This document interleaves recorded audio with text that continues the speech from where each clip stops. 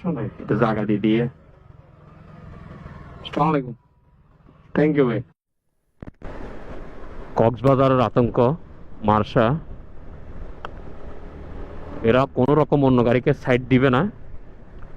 এরা মনে করো যে রোডটা এদের বাপের, তাই ওর থেকে একটু সাইড নেওয়ার চিন্তা ভাবনা করতেছি।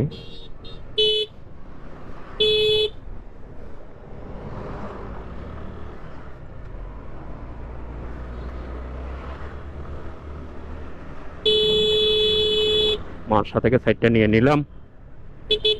সামনে আছে সৌদিয়া, সে তো বলতে পারি না। পিছনে ওভেল কি অবস্থা, কারণ ওদেরকে যদি একটু না নেওয়া যায় তাহলে গাড়ি চালানো যায় না। ওরা অনেক রকম কাহিনী করবে রাস্তায়।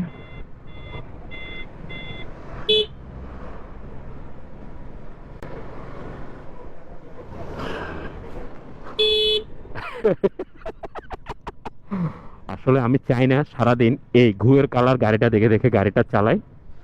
আমাকে এখন এনি হাও এখান থেকে বেরিয়ে যেতে হবে, তবে সেটা দেখে শুনে সেফলি।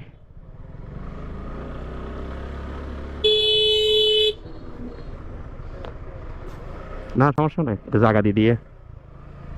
আসসালামু আলাইকুম। থ্যাংক ইউ ভাই। আসসালাম। হ্যাঁ সালাম দিত 2-3 বার দি ভালো রে।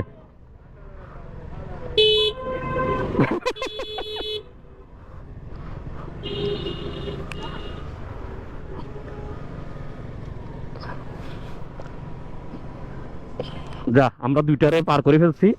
ওভেল আসছে, হ্যাঁ চলে আসছে ওভেল, আলহামদুলিল্লাহ।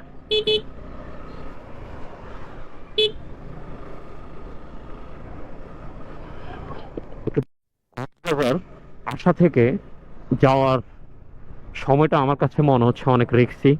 আর আমরা আসলে 12টা করে রওনা দিয়েছি। দ্যাটস ওয়াই রোডে অনেক বেশি জ্যাম। জ্যাম বলতে গাড়ির প্রচুর ঝামেলা।